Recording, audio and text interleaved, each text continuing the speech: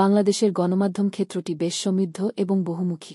এখানে প্রচুর সংবাদপত্র, টেলিভিশন চ্যানেল, রেডিও স্টেশন এবং অনলাইন নিউজ পোর্টাল রয়েছে। এই সবগুলো গণমাধ্যম মিলিতভাবে দেশের মানুষের জন্য তথ্য সরবরাহ করে এবং সরকারের কর্মকাণ্ডের উপর নজর রাখে। সংবাদপত্র বাংলাদেশে বিভিন্ন ধরনের বাংলা ও ইংরেজি দৈনিক, সাপ্তাহিক এবং মাসিক সংবাদপত্র রয়েছে।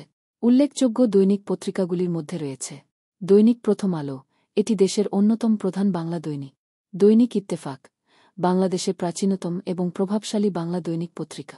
দৈনিক জনকণ্ঠ, আরেকটি গুরুত্বপূর্ণ বাংলা পত্রিকা। দ্য ডেইলি স্টার, দেশের প্রধান ইংরেজি দৈনিক পত্রিকা। নিউ এজ, একটি প্রগতিশীল ইংরেজি দৈনিক পত্রিকা।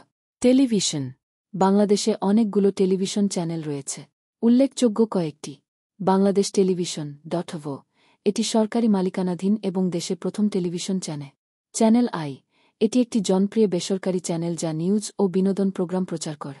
এনটিভি, আরেকটি জনপ্রিয় বেসরকারি চ্যানেল। ৭১ টিভি, এটি একটি ২-৪ ঘণ্টার নিউজ চ্যানেল। রেডিও, বাংলাদেশের রেডিও সম্প্রচারের একটি দীর্ঘ ইতিহাস রয়েছে। প্রধান রেডিও স্টেশনগুলির মধ্যে রয়েছে বাংলাদেশ বেতার, সরকারি মালিকানাধীন এবং দেশের প্রধান রেডিও স্টেশন। রেডিও টুডে, এটি দেশের প্রথম বেসরকারি এফএম রেডিও স্টেশন। রেডিও ফুর্তি, এটি একটি জনপ্রিয় FM radio station. Online news portal, digital যুগে অনলাইন নিউজ পোর্টালগুলো বেশ জনপ্রিয় হয়ে উঠেছে। উল্লেখযোগ্য কয়েকটি: বিডিনিউজ 24com, এটি দেশের প্রথম ইন্টারনেট ভিত্তিক সংবাদ মাধ্যম। জাগো নিউজ, আরেকটি জনপ্রিয় অনলাইন নিউজ পোর্টাল। প্রথম আলো .com, দৈনিক প্রথম আলোর অনলাইন সংস্করণ।